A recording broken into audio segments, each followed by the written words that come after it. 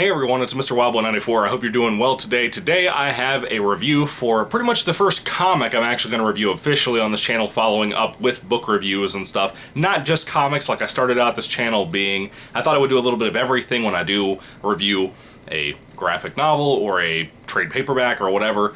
This is a very interesting one. This is Freddy Krueger's A Nightmare on Elm Street, which is a two-comic only series, because there was supposed to be a longer ongoing series and it was not. It's made by Marvel Comics, and these are black and white arts. Apparently these were some of the highest selling black and white art only, no colorists or anything. These are apparently some of the highest selling at the time they were released, and I believe they came out in '89. I believe, because it says '89 on the front in the credits thing. I am not much of a single issue guy that collects single issues. I love trade paperbacks, mainly because I have the whole story collected there typically, unless it's something like Scott Snyder's first couple of volumes when he did Batman back in the day.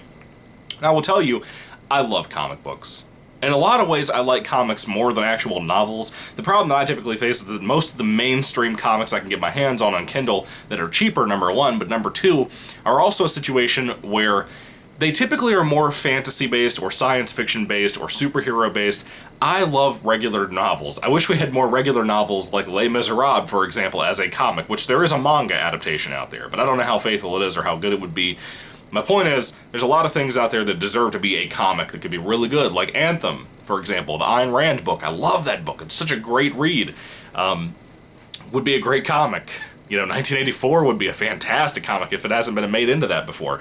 I love comic books. I got this first issue for Christmas of 2020 from my mother because she knows I love Freddy Krueger. There are my two favorite series of all time when it comes to horror and thriller stuff. And I guess kind of fantasy too, because Nightmare on Elm Street has a little bit of a fantasy feel to it, being very dreamlike. Freddy Krueger's my favorite villain of all time from horror. My second runner-up is Frankenstein, the Frankenstein monster, the Boris Karloff monster. Love those two to death. Thriller-wise, it'd be Saw. The whole Saw franchise is easily like my favorite horror franchise of all time. But if we're going just straight horror, not for more straightforward thriller type stuff, it's Freddy Krueger and the Nightmare on Elm Street stuff. I really enjoyed these two issues. I wish there was more, because the way they end on these two issues clearly was not supposed to end just there. There was clearly more that was coming behind this, or behind the second issue, and it just, it was a little depressing to end on that note, but they were good, and I'm glad my mom picked out the first issue. I bought the second issue on eBay for like 15 bucks. Look, that's Freddy as a tree. Yeah, look at his head.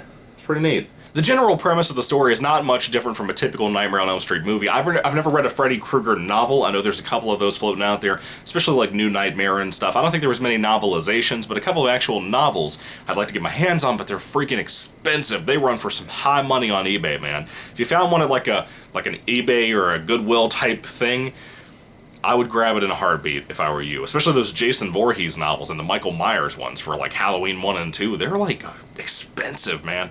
But these comics are not cheap either. My mom said this first issue is pretty expensive itself. Not outrageously, but for a $2.25 comic back in the day at release time, it was a lot much more than that now.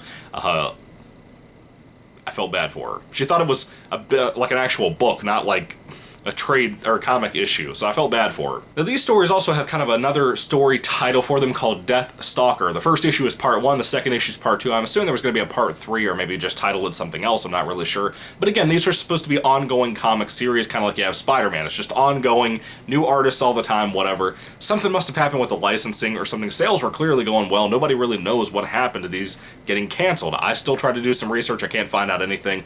A little bummed about it, like I said. But still, it was good for what it was. It wasn't great, but it was good. Following in the footsteps of most of the films, there's not a whole lot about these characters that are really appealing or anything. You basically have a young girl named Allison, who is like a teenager, whatever, and she's living with her parents, and she tries to kill herself, and really she's fighting off Freddy in her dreams, and kind of like in some of the movies, especially Part 3, Dream Warriors, she can kind of manipulate her dreams to be able to fight Freddy, do certain things to him, to try to fend him off. It's not very easy, but she can do it. But at the same time, these comics kind of make this a little bit easier than what the movies do. The movies make it a little bit more of a challenge. They make Freddy more of a challenge.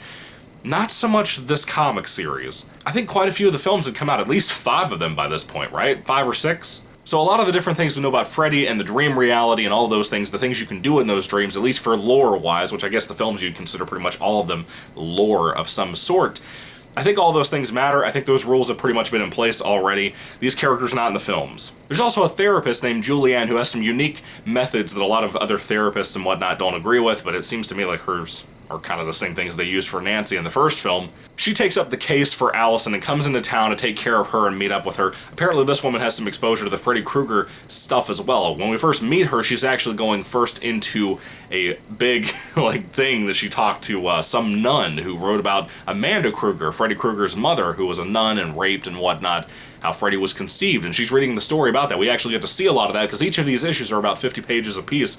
I thought that story was pretty interesting. I actually really enjoyed that. One big issue that I have is Allison and Julianne are not very well developed as characters. They're just really underwhelming, really bland. A lot of characters that are kind of main characters in a lot of stories that are based around horror franchises and stuff are not the most well developed. I guess this kind of follows suits with that. If you like slashers like I do, it's not going to bother you that much.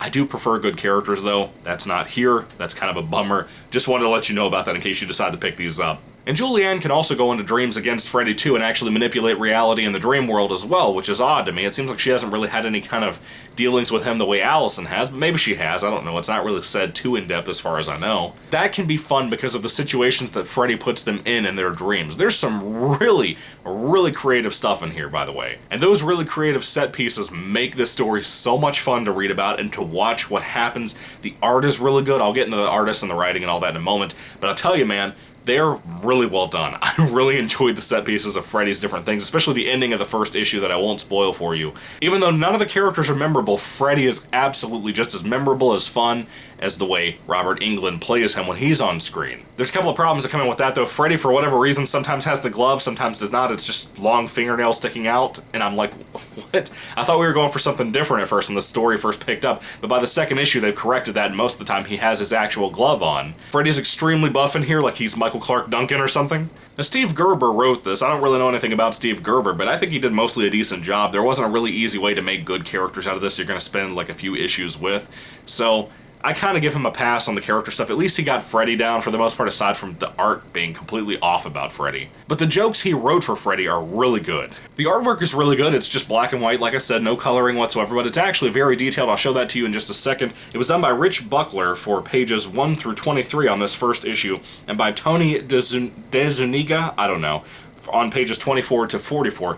It looked really good. I really enjoyed that. It all looked consistent to me. Here's a great example of some of the sketch artwork that was done for the story. I really enjoyed all of that. It looks really good in my opinion. Very nice. If anything doesn't get you into the story, the art will, I think, because of the creativity behind the writing for Freddy's Dream World, and then that mixed in with it is great. I know I've talked a lot about the word creativity, and that might seem like a little bit of a cop-out to some people. You probably want to know, is it actually funny the way Freddy was in his franchise by this time in the world? And I will tell you, there are some extremely funny things in here that had me laughing out loud so hard. Maybe it was just me, I don't know. One of my favorite set pieces in here is when Julianne walks into the Oval Office. Freddy is behind the chair in the Oval Office as if he's the president of the Dream World.